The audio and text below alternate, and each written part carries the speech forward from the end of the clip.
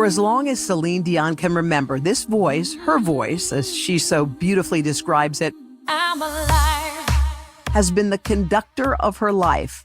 A voice so powerful, so beloved, and so iconic for so long. Celine has sold more than 200 million albums worldwide. Her Vegas residency totaling more than 1,100 shows across 16 years.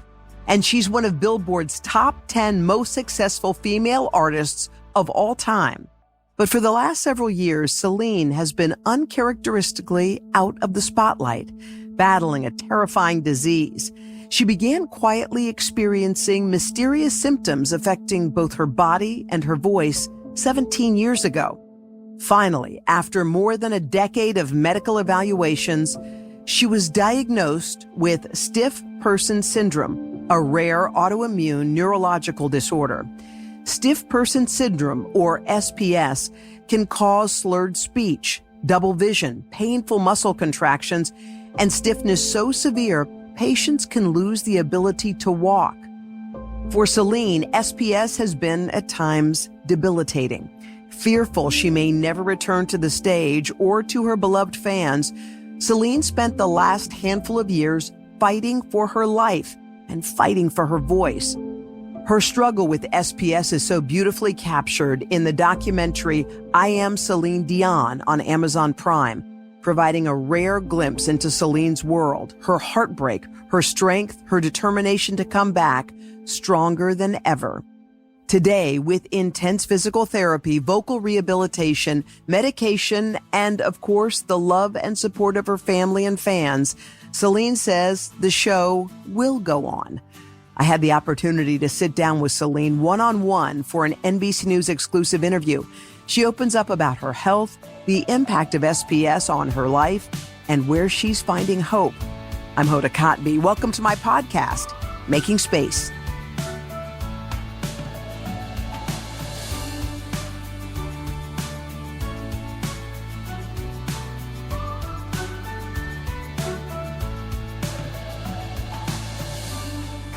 So, Miss Celine, I watched your project, and I have to tell you, I sort of wondered where you were for the last couple of years. I sat and watched your project, and I have to tell you, I was shocked. I was surprised. I had no idea, what you'd been through. So what has life been like for you? It's been very difficult, very painful, challenging, scary. And I will try to make this as efficient and short as well, because it's a story about a 17-year-old type of thing. Mm. I spent all my life in the music industry, being a performer and loving every moment of it. This passion will never go away. And one day, while I was touring, because I never stopped, I started to feel different. And it was kind of like, my voice was spasming. And then to make this big thing, not to get into detail so much, who do you go see when you have something going here? Well, you go and see an ENT, your nose and throat doctor. What is this? I'm catching a cold or something. Yeah. So anyway, everything was pristine. So one show after the other, one city, one country, one tour, one project, one life. 1 year, 5 years. So all of that together, being a wife, being a mother, being an entertainer, being passionate about life, and at one point, seeing every ENT in the world. So what did you think? Because you know your voice. You've taken care of your voice since you were little. You did all the right things. You don't have dairy. You don't talk a lot on concert days. So what did you think was going on with this instrument? That was the scary part, is that even just by swallowing, I could say that it's like a little cold starting, or just because I pushed too much. It's the third show in a row. You're working too hard. You're working too hard. Yeah, sure. Working too hard. Yeah. I can't wait to work too hard. Trust me. But the thing is that it was different. It was more spasmodic than something cold. But anyway, make this long story short is I had to change gear and say, it's not here. And then I started to feel that the body was like getting more rigid, more stiff. Let's tiptoe through this a little bit, because you were having concerts And this feeling was coming over you, that your voice wasn't where you wanted it to be. Yes. But you had a good way of pretending or cheating or not letting anyone know. I will that stop you something on was that. up. Not cheating. Okay. I insist on that Yeah. because, as you probably know, and if you do not know, Yeah. it's so me. I am an open book. Yeah. I always said Yeah. the things the way they were Yeah. and the way they are. Yeah. I am honest. I'm an open book, but I'm not a cheater. Mm. But when I started to had to compensate, Compensate. That's the word. Yeah. Yes. How did you compensate? We can say, some people could say, she prayed, she hoped, she hold on to herself. I had to keep this secret for myself because I did not know what to say. Huh. Everybody said, you look pristine. They couldn't Looks find fine. anything. Right. So what do I say? I'm going to cancel the show? Oh, okay. It's hard to do a show. It's harder to cancel a show. So Why is nothing that? was wrong. Yeah. So I was trying to compensate and find another way to have a voice. And all that to tell you is that it was there. And then it kind of went in the spine and then the legs and then the knees and the ankles and not feeling so solid on my body. And I was not controlling myself anymore. And I want to be controlling. Yeah. So my body was like, I'm going to be controlling. And I did not know what to do. So when I say that I compensated is that I started to, with my voice anyway, I started to, we lowered the songs a little bit with the keys. Mm-hmm. That's fine. That's fine. When you do a lot of shows, for me anyway, it was a smart thing to do. You travel the world, different temperatures, weather. It's okay to give you a little down, a little bit. It's okay. I started to kind of like find a tunnel, like to make it tighter a little bit. Yeah. And project more nasal and hope. And hope. And hope. And the rest of that, I did my very best. Of course. The adrenaline on stage gave me a bit of vitamin C, if we call it this way. Yeah. And the rest of this magic is the magic of show business. Mm. It's not necessarily, it's my passion for the music, my extended family, musicians, backup singers, my team. Sure. And my fans. Mm. Because my fans accepted my invitation. And I did not know what to tell them. I will do my best tonight. No, you're going to give your all or you don't come at all. And I did not know what to say because I did not know what was going on. Yeah. So you were in the dark yourself. I was in the dark You were myself. in the dark. So you were trying to figure out what it was. And there were some times you did have to cancel shows you talk about. Well, you know what? And I think, if I may say, every artist too. Yeah. To travel and you're a parent and you do interviews, you sing and sometimes it's cold, sometimes it's hot and you get tired, your immune system gets a little low and you catch a little something and you get sick. We are not robots. We are human beings. Sure. And we get scared too. Yeah. And we want to be in front of our fans, even for myself. Uh-huh. I want to be the best of me. I'm not in competition with the world and I will never even think that. But I want to be the best of me. And I want to be giving my best to the fans. And when you don't know what's going on, the nerves, the stress gets into that. So you get more rigid. So you catch more things. So you cancel more shows. So then you start to kind of like shrink.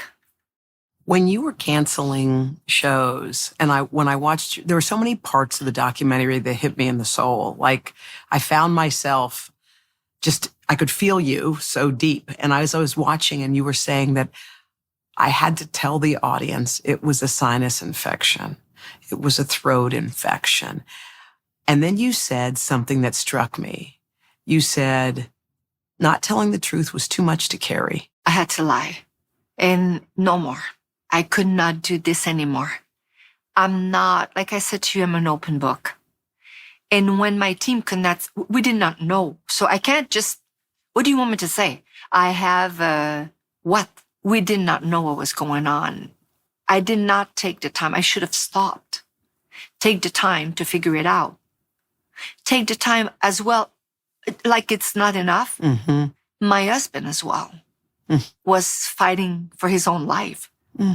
I had to raise my kids. I had to hide. I had to try to be a hero. I became a nurse. I became a supporter.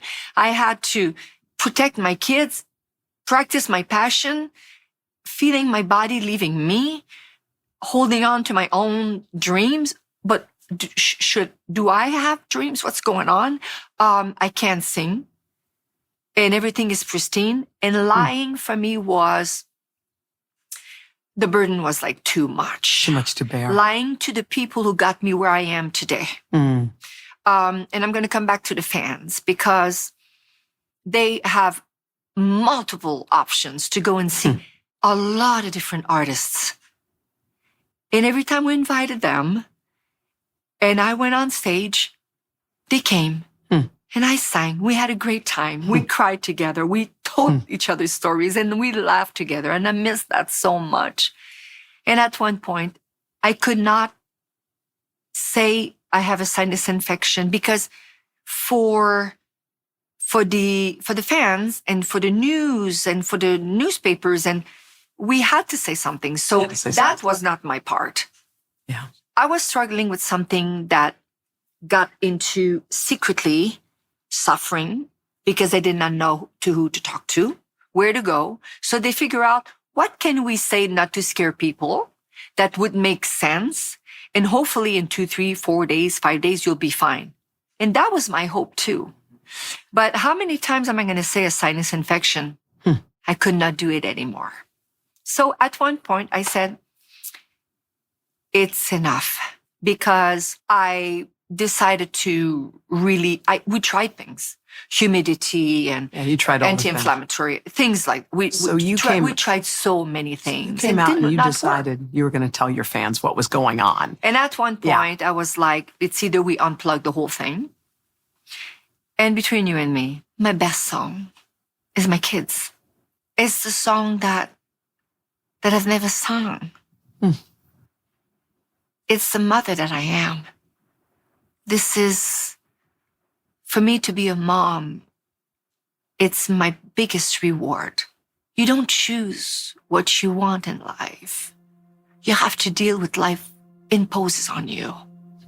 But you have always an option to be strong. There's two sides of the coin. Yeah, yeah. But for a long, long time, I had the option of being brave or smart. And I always chose brave.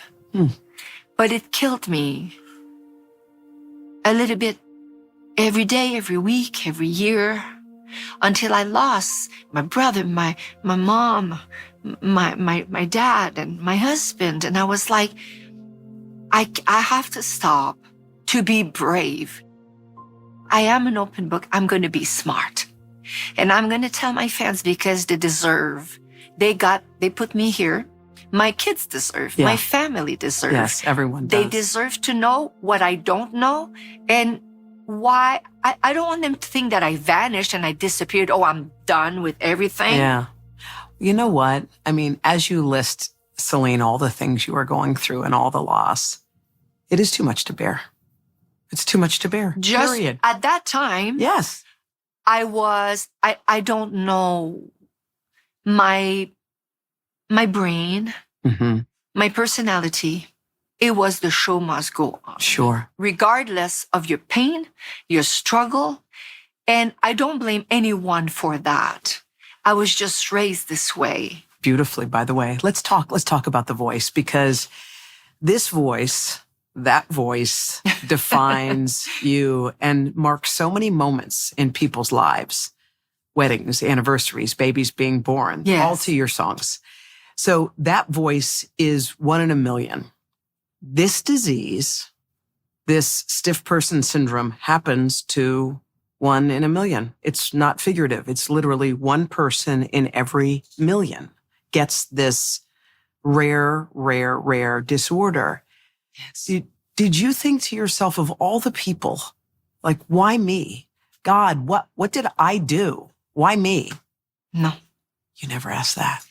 Well, I could have gone that route. Yeah. And say, I have been working so hard on my life. Yeah. And I've done everything that the doctor said. And I've been a good girl. I'm not somebody who's been partying and all that stuff and all that. Is he going to take away SPS? Is he going to make me feel better? Is he going to fix anything? Is he going to make me a better mother? Mm-hmm. What is it going to do for me to question life and say, why me? Yeah. Instead of living my life. Well, I decided to live my life. And I also decided that the people deserve to know. Because I respect them as much as they respected me through all these years. So I went away from ENT, and it took a while. And I was bad. I barely could walk at one point. And can we talk about that a little bit? Because I don't think anyone, because we couldn't see what was happening, because I would imagine people in Las Vegas saw you eating at a restaurant or whatever. They didn't know what was going on, the pain you were going through and what was happening to your body. So describe for me what was happening to you. It's a disease that's progressive, and it takes a while to tweak with the medicine. And when you have an immune disorder like SPS, other immune disorder wants to join the party. So there's other things that wants to join. So it makes SPS to take care of only that makes it more complex. Yeah. The GI part of it, the small fiber neuropathy. There's a lot of things that is part of that I needed to be treated with, and at the same time, I started to be very rigid. I always felt like I was going to fall. I don't want to fall. I don't want to break a leg. I don't want to hit my head. I don't want to. So because your what happened? Your muscles got rigid. It's you have a lot of I will call spasms, but it feels like if I point my feet, they will stay in an. Or if I cook, because I love to cook, my fingers, my hands will get in a position. Like they're cramping. It's cramping, but it's like in a position of like you cannot unlock them. You can sometimes, but it can also be in the abdominal, can be in the spine, can be in the ribs. I had broken ribs at one point because sometimes when it's very severe, it can break a spasm so hard that it can break a rib? If I point my feet, they can lock like that. If my ankles lock like that, I need an athletic therapist that's been working with me for 3 years. And then I understood that I needed to move and keep moving, because if I sit in a chair and not move, and that took a while, by the way. It's not like, oh, you need to do this, this, this, and that, and you'll be fine. You didn't know, yeah. No. We need to tweak, and that worked. Did that not work? I gained a lot of weight, losing a lot of weight. We don't want to lose too much. We don't want to gain too much. What do I need to do? And I was willing to do anything possible. And it took a while to find the right team, the right neurologist, Dr. PK, and the right doctors and her team and all that. And what do I have? Do I have this, or do I don't have that? And what's happening? When did you get the diagnosis, the firm diagnosis? Well. And what did that feel like when you heard it? It's very complex. It's very complex. And once you start to talk into that, we can be here for like 3 months, but, they can make blood tests, obviously. Right. And we all have a code that says in the body, like vitamin C or whatever, GAD. GAD 65. GAD 65. I don't want to be so technical here, but GAD 65, which some people have GAD 65 and their symptoms are very low. Some people barely can see, and it's slow and they suffer a lot. Some people it's high and they're like, some people are in wheelchairs, some people, but a lot of people they're not as fortunate as I am. And that's why as well that I wanted to tell my fans, and I wanted to tell the world.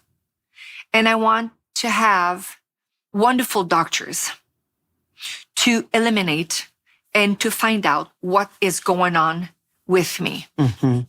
Also, physically, emotionally, vocally, I wanted to, from head to toe, figure it out. And I wanted to also figure out, is there something that I can do for myself, or is it the end of my career? And then when we started to tweak, and then there's tests that they have to do with needles. And, if you do this, you're going to have a muscle here, but this one's relaxing. Oh, okay. So SPS is like when you do a movement, this one shows a muscle, but this one too, spasms at the same time. Okay. Your spine is involved. It's neurologic. I think I didn't understand it until I saw it. But I think what I understood it to be, and what if you could read it in a book and it'll tell you something and you'll go, oh, that's it. But to watch what was happening to you, I mean, it looked like your foot cramped for a second and you went, oh, there that goes. And then little by little, it worked its way up your body. And when I looked at you, I was screaming, someone call 911. That's what I was yelling at the movie. Like, call 911. She needs help. And tears were coming down your eyes. And I was like, and as well as in the audience. And I said, what's she feeling? What's she thinking? What's she seeing? Could you feel, think, see? Did you know what was happening in that moment? Long time ago, I would lose it for 2 hours without knowing. When it started at the beginning, like I said to you before, it started here.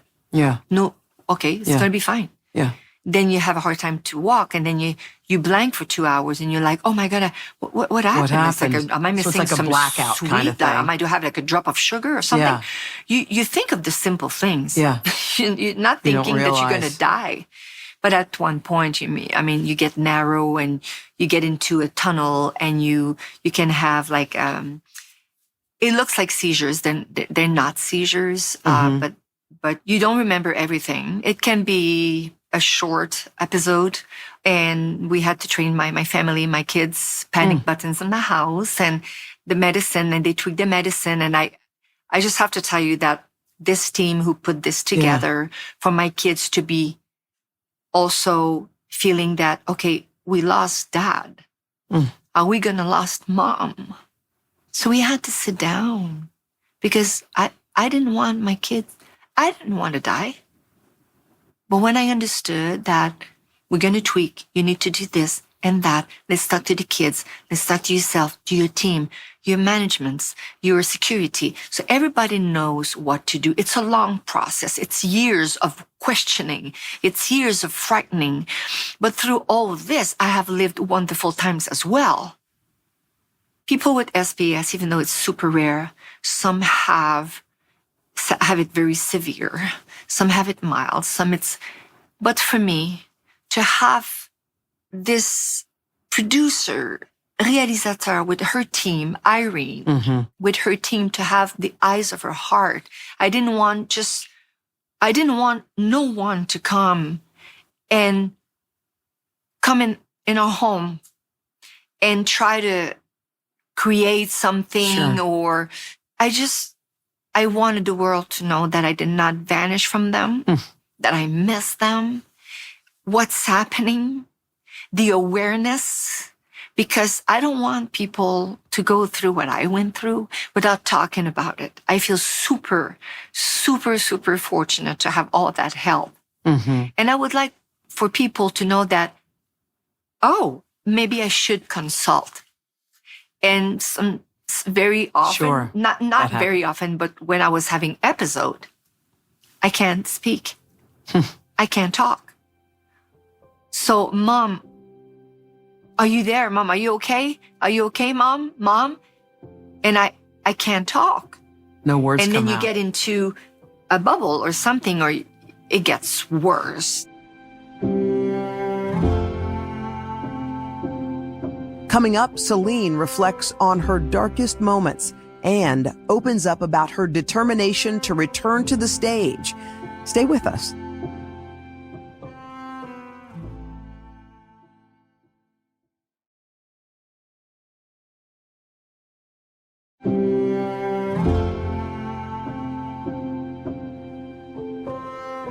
You said in the documentary at one point, you said, I don't want to sound dramatic, but I think there's a time where I thought I might die. You said that, and it just struck me. What was the fear? Like, was it the medicine? Was it the disease? What were you talking about? There's a couple of things at the beginning where the show must go on, and I'm going to be brave. Yep. We tried a lot of things. Trying a lot of things when you don't know what you have can kill you. No bueno. Not nice. But I was trying. We were trying. I did not stop working. I had to stop to be brave. I had to be Why didn't you stop? studying. Why didn't you stop? I did not stop because I didn't want to be smart. I wanted to be brave. I didn't want to let nobody down. That's it. I did not let nobody down. I was hiding to try medicine. I was hiding to see if it would work. I don't want you to think that I was doing like crazy. Well, they were sometimes not crazy to kill myself, but crazy things to keep going. Let's Right. put it this way. Right. But it did not work. Yeah. This is not a bronchitis. Right. At one point, you were taking, I think, 90 milligrams of like a Vicodin because of everything you were going through. Yes. That's a lot. I could have easily, me not wanting to be dramatic, 90 milligrams of Valium can kill you. You can stop breathing. And at one point, the thing is that my body got used to it at 20 and 30 and 40 until I went up. And I needed that. It was relaxing my whole body. But for what? For 2 weeks? For a month? Okay, the show must go on. Here we go. I'm fine. But then you get used to it. Get used to it. So it you need doesn't more work and you need anymore. More. What was happening to your voice when you were trying to sing and... It's like somebody's strangling you. It's like somebody's pushing your larynx, pharynx this way. Oh. It's like you're talking like that. And you cannot go high or lower. And it's a spasm. It's like of the mechanism of the voice, of vocal folds. It's like it gets into a spasm. So your voice clenches up and you Correct. can't... You can't. It's like the hands, can't it's get like a the note feet, out. the spine, whatever. So would that happen while you were performing? What it would do, because I was medicating myself Yeah. too much, what started to happen on stage, on top of like trying to change some songs, avoid some other songs, lower some keys as well, find a path, be more nasal. Yeah. Do all those things. And then I was trying to survive.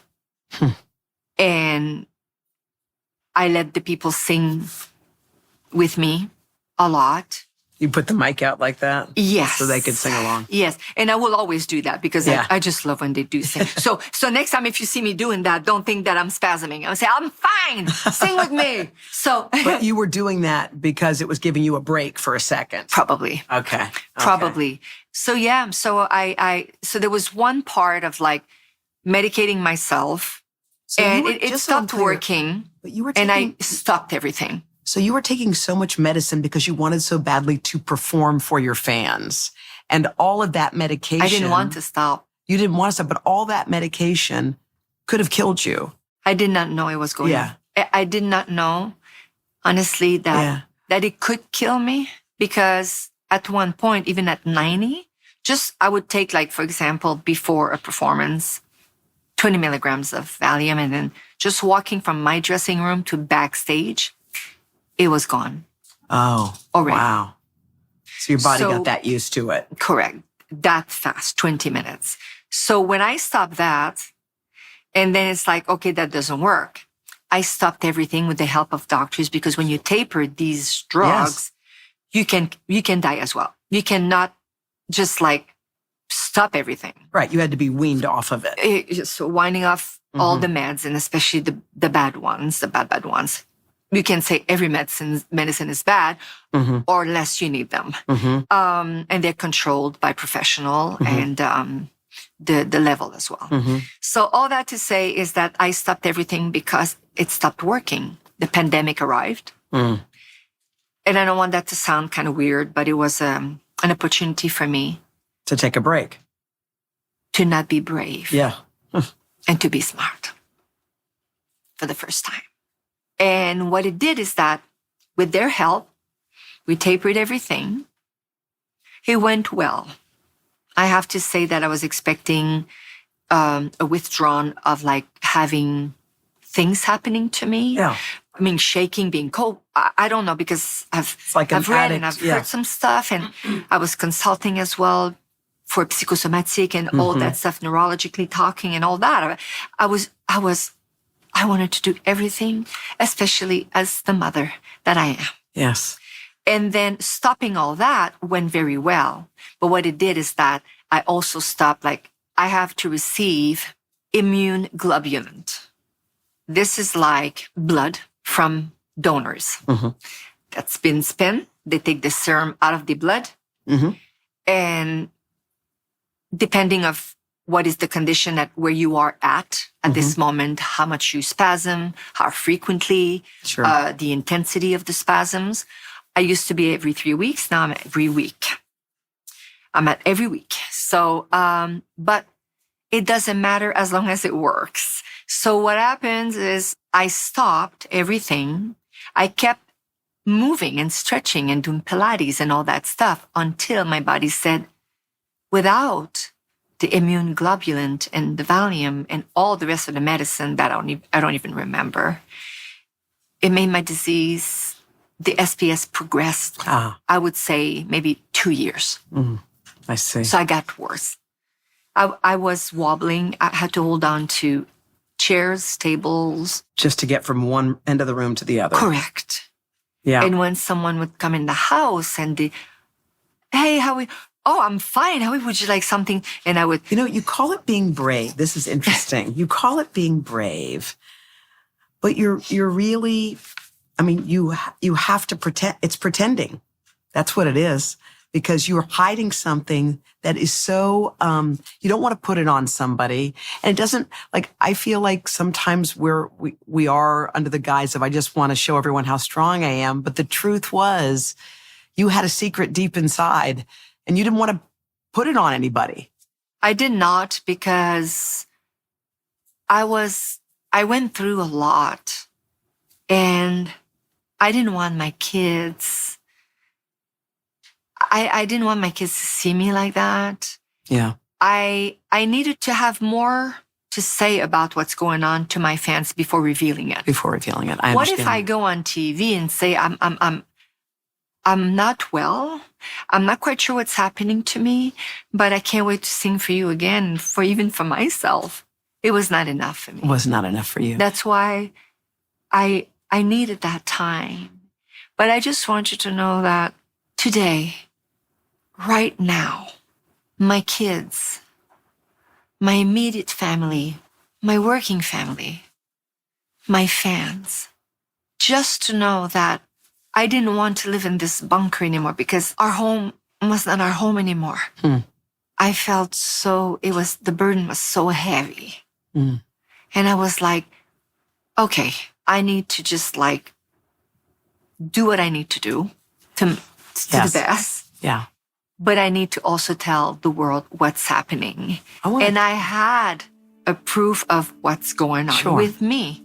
And I'm not going to say sinus infection. Right. Not anymore. Because if you put yourself in my shoes and I don't know what I have, I can't go and see my kids play golf. What if those people were supposed to see me 2 years ago on stage and they're like, but how come she's watching her kid or playing golf and she's canceling shows? Like, she's not that sick. So I didn't want people to see me, because if they see me, I'm supposed to be fine. If I go outside, I'm supposed to be on stage. So I stayed inside. So 4 years inside. 4 years? Yeah. Inside? 4 years inside. But 4 years inside, slowly but surely, with a wonderful team. It was hard. Understand. But with my kids, I'm insisting on that, because I think about it sometimes. I would be very, very lonely, and it would be harder if I would have no kids, if I would not be a mom. Sure. Can I ask about, because the fans are so important to you. Yes, they are. I mean, they are everything. And I see that in everything you say, every fiber of you, but you don't want to disappoint. You don't want to disappoint. And you don't want to disappoint. I miss it as well. Yes. Because, yes, I can sing in my shower, because I have to be, I don't do vocal exercise. I don't stretch just to be flexible. I am in rehabilitation physically, and I am in rehabilitation vocally. Sure. And I mean, it's a bigger deal for a while already. I think it's interesting because you say when you go on stage, your fans want to see Celine Dion. They want to see you at 100. They That's used to what see they me at wanna see. 100. And every Yeah. songs that were hard Yes. and through my whole career that people didn't want to sing because they were too hard, they gave it Yeah. to me. Bring it on. You got Here it. we go. So One more. when you couldn't be that Celine Dion, Yes. the one that they were expecting, the one that hits the notes, did that make you say to yourself, I'm not giving them enough. They're not getting what they deserve. Yes, but even more than that, I started to be scared of myself. Because don't ever forget that when I sing, I don't sing alone. I'm not alone. I do my day with what the day is proposing at that moment in time when I'm home, before I leave for the show. Or what my kids are going through, what happened in school, what happened on the phone, or when I talk to my friend, or you bring this on stage and then you see them and then you're like, oh, to sing this song again. And curtain opens and it's like it's the first time. But when you are wondering, may I hit that note? Am I going to be able to sing that note? When I sang all my life, I didn't think about it. It's not something that you have to think about. I'm going to go this way, and then I will do that way. No, you don't do that. It's something that you feel inside, my love. It's something you feel, and you let it go. And I was so scared that I had to think about it. And what if I think about it and it doesn't come out? I scared myself. I'm not going to scare my fans. I'm not going to come home tonight and tell my kids that I had to stop the show. I'm going to come on stage because I'm ready. And my vocal cords will not scare me because I'm going to be ready. And I'm going to hit those notes because they will not control my life, because I am not brave. I am smart. And I can't wait to go back on stage and hit whatever I can hit. I will come back and have a wonderful time. Yes. So I don't want to be scared of myself and questioning my music, my songs. I don't. Because music is a language. And it's in everybody's life. What song defines where you are right now? Courage. For a title. Because I think I would be lying if I said I'm fine. It's not true. I was not fine. I'm lying. It's not me. Courage, don't you dare fail me now. I need you to keep away the doubt. So, no doubts. I have to trust myself. I have to trust my team. I have to trust my voice. And I just want you to know, I am so happy. And I am so happy that the people that I have not mentioned, because there's a lot, from therapists to management to musicians, family, my kids, the doctors, they will sing with me now. I need that support. But it's amazing. I have lived tough things. Yeah. But we all do. Yeah. People have things. We all do. But lots of joy as well. I don't want to forget about that, because you can die. You can die and be alive. Some people are alive and they're like, just like, life is boring. Oh no. I have lived so many and I'm about to live a lot of happiness. So how do you see it? Because you can see it. You can see yourself on stage. I can feel it. Absolutely. You can imagine it. It's going to happen. You better be ready. But tell me what color you will be wearing when you come see my show. Can you imagine we dress again the same color? Hey, girlfriend. Oh, we should. So if this is all about hard work, you're getting on stage. But there's Yes. also something else at play. Someone with your condition can work as hard as they can. And maybe it will lead you to the stage, but maybe there has to be other things that are involved. It's going to have to be Tell me what else. adjusted. For example, if I was doing 5 shows a week, Yeah. maybe I will do 3 and then Yeah. I will maybe I have to take 3 days off and then do 3 shows the next week and then maybe 4 the next week. You'll have to play with it. And then until So Yeah. you're a hard worker. Do you think it takes something beyond your hard work to get you there? In other words, are you a person who believes, hopes, prays? What else is factoring into your emergence on stage, do you think? I believe. I believe. I believe. I don't need to get on my knees. I just have to listen to my heart. I just have to believe that I am still here. How did I get here? I've been thinking about you more than I want to. I can't stop singing You can't. now. I'm so sorry. No, I Every love phrase, it. every This is question, this is singing my it. favorite interview. The more you sing, the Oh, happier gosh. I feel. Yes, It's your, yes. I believe. I believe in myself, in my bravery, and I believe that I am smart. Mhm. At 56, if I'm not smart and say, I cannot go on tonight, I know that I have a good team right now that say, no show tonight. It's going to be hard. It will probably happen. And we're going to have to space the shows. I would love to sing 2 shows a night. I've done matinees in my young years. Now I sleep my matinees. This condition, Yes. there is no cure. You will live with it your whole life. Am I right? Correct. At this moment in time. At this moment in time. At this moment in time. Yes. So what does it look like on a day-to-day basis living with this condition? One step at a time. Yeah. Working, like I said before, from head to toe. Yeah. Anything can trigger me to have something. Too much work, not enough work.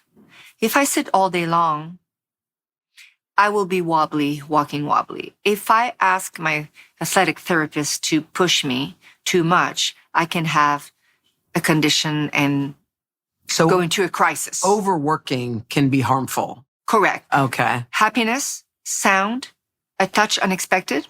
Mm-hmm. So I don't want to really think so much about this, Right. but I have to be aware of it. Right. But the fact that people will know that already makes me almost ready for that. All the little nerves of my ears inside, if they're overstimulated, it can make them spasm and get muffled. So I would not hear well. So it was interesting in the documentary because you were working on some music in the booth over and over and over, and you were getting frustrated because it wasn't up to your standards. Correct. Now, your team said, sounds like music to us, which is what I was thinking, but to you, no, No, it did not. no. And all of that effort triggered what turned out to be a horribly scary episode of your body fighting. Your body was having a spasm. And so that struck me. It's like the thing you love the most, the thing that you love doing. They basically said that triggered this horrible reaction. Yes. Yes. When you hear that and you don't have a diagnosis in medicine, it can be make you panicking. But I knew that I had a diagnosis Okay. and I was medicated for that. We had to tweak and doing the exercise, hearing music, having my ear getting muffled or my throat spasming. I had to go through it and say, let me try. Let's tease the body because am I going to sit in the chair for the rest of my life? We have to start slowly but surely. Take your time. It goes faster. That's pretty much it.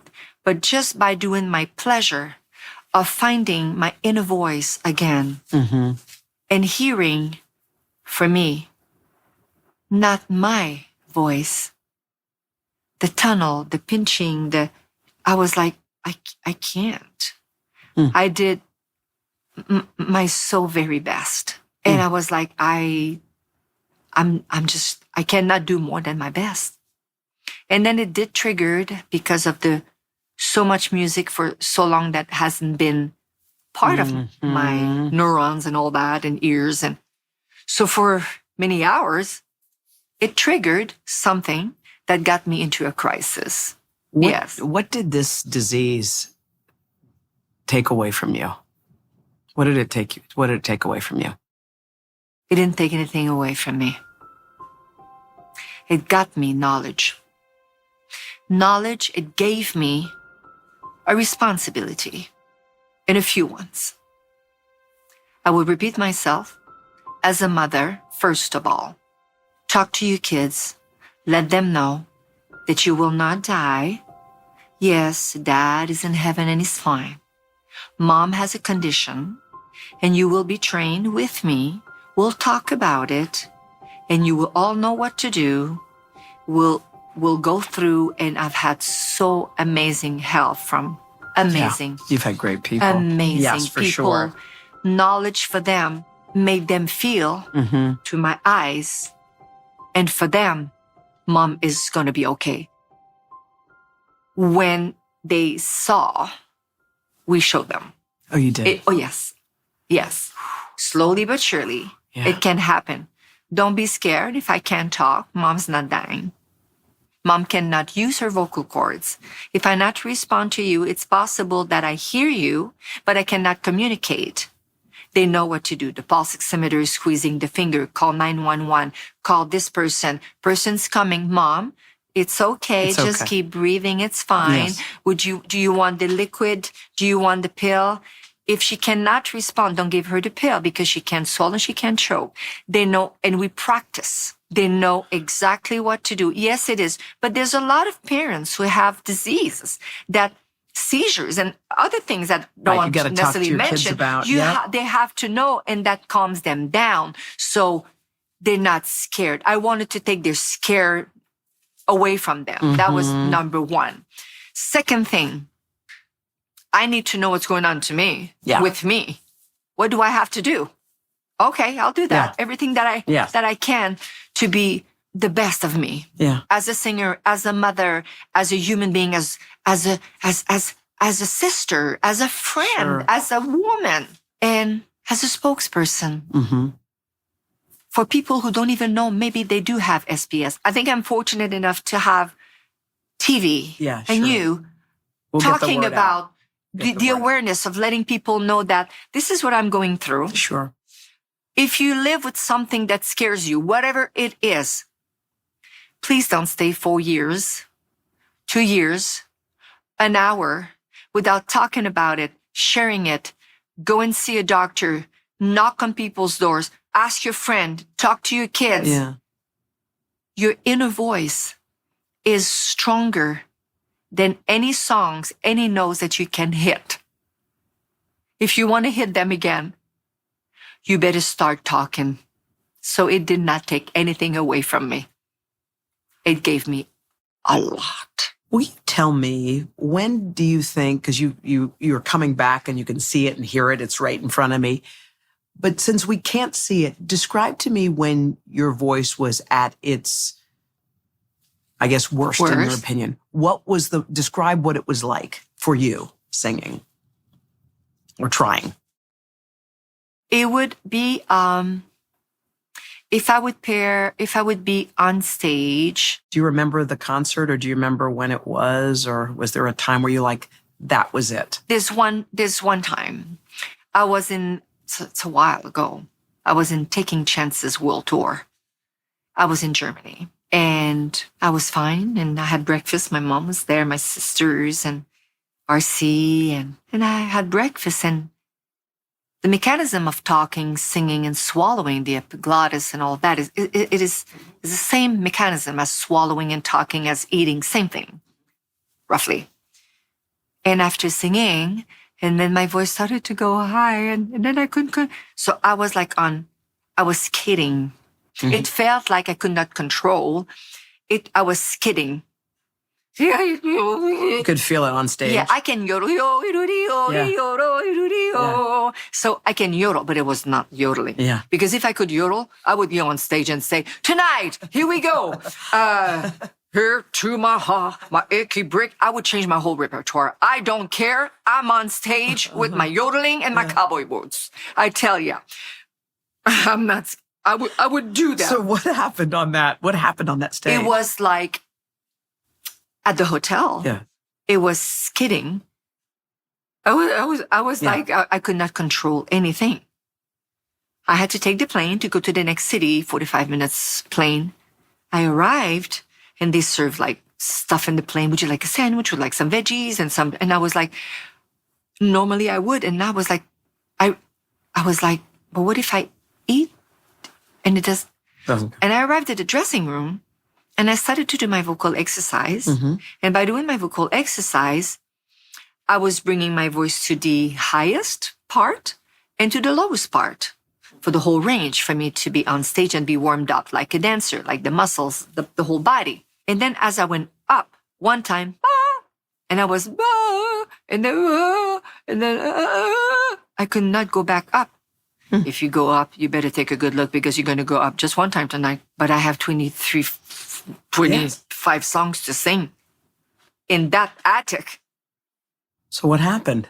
What happened? I had to find a path. It was squeezed. I asked for a soup because I didn't want to chew.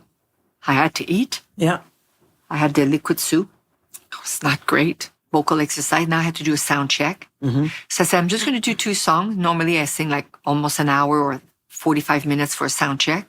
I like to try to walk the stage, try this note, try the low, the highs, and mid, the hey. Not give me more piano. No. Every place, arena, stadiums, whatever, theater is an instrument. So it resonates very differently. So you have to tweak as well.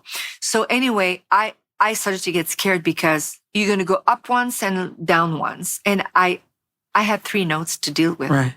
And my repertoire has 20, whatever. So it doesn't matter. What happened when you got on stage? So when I went on stage, I was very, very, very scared. I was scared because just before I went on stage, I asked my sound man who came to me because I was starting to be late to come. And he came to me because I said to my assistants and my people, I'm like, I don't know if I can do the show and I don't know what's happening and all that. And then you panic. So more you panic, more you spasm, So he said, he did not know. Because it's not just like, let's cancel the show. He said, do you want to cancel the show? Can we call a doctor? Nope. Everybody lived in fear and the unknown. Sure. It was blackout. And I went on stage. Of course you did. Of course. And I started to sound more nasal. 'Cause I'm your lady. So I had to, and you are my man. Just differently. More reverb, a little bit more. So even my whole team had to just, they were trying to find my voice too. So they had to tweak a little bit, like, okay, a little bit more, some muscle in here. Right. So that was one of the points where you were like, this is a problem here. It wasn't taking chances in Germany. And on that, it went like this. And then moments were like, okay, not too bad. Bad, worse, searching for. And every time it's going to sound again. Like I said, I'm an open book. I'm not a liar. I'm honest. Every time I went to see a doctor, after so many years of living in like the unknown, I hoped, looking at the doctor, please find something. Tell me I got something. Tell me it's not between my 2 eyes. Tell me I got something wrong because I'm going to have to make big decisions over here. I will not not myself. I will not lie or just kind of not be me in front of the people. Please find something. No one wants to go and see a doctor and say, I hope they find something. Everybody says, I hope I'm fine. But I was going to be fine if they find something. That was the thing. But what are they going to find? Still ahead, Celine reflects on who she is today in this moment and why she is ready to share her story with the world when we come back.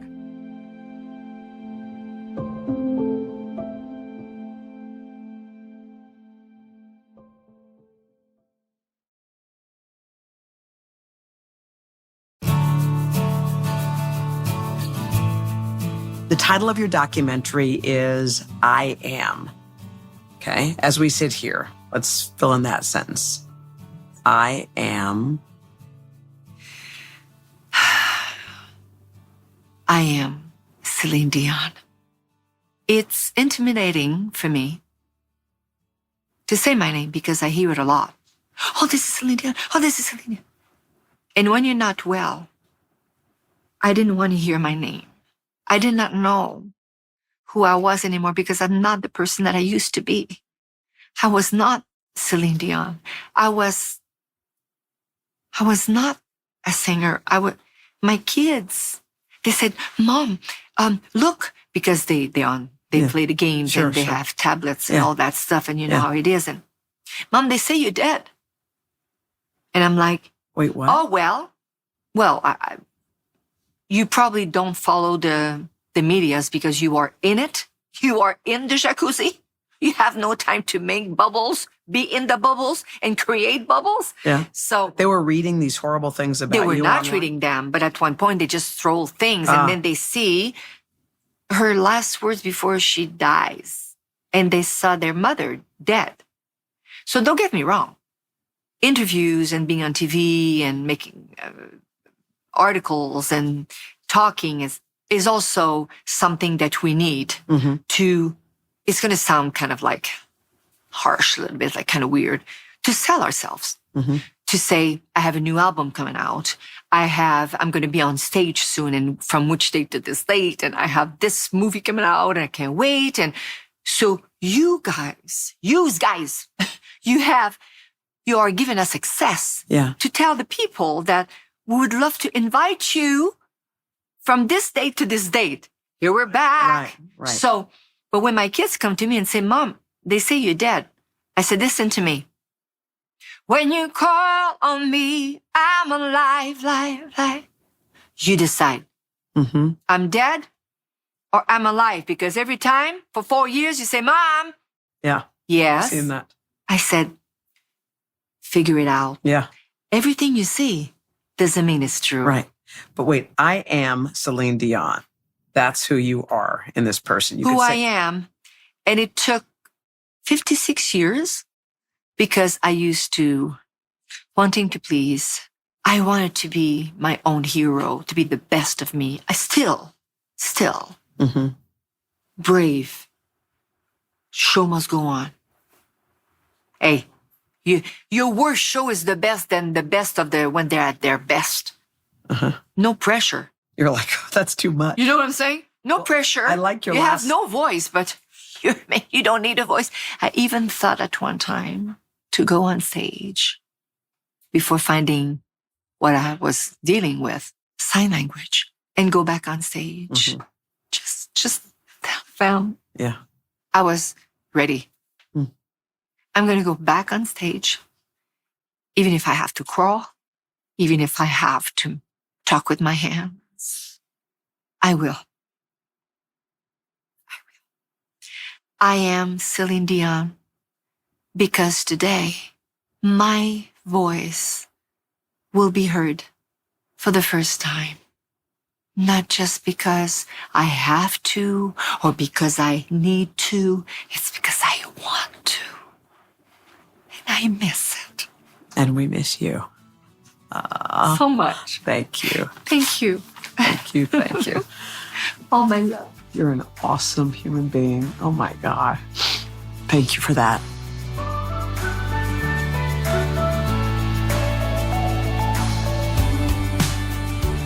Making Space with Hoda Kotb is produced by Allison Berger and Alexa Casavecchia, along with Ali Detweiler, Brittany Bosner, Kate Saunders, Bradley Davis, Robert Buchanan, Paul Ryan, Charmian Ling, Liz Cole, and Jessica De Vera. Our associate audio engineer is Juliana Mostarilli. Original music by John Estes. Bryson Barnes is our head of audio production. Missy Dunlop Parsons is our executive producer. Libby Least is the executive vice president of Today and Lifestyle.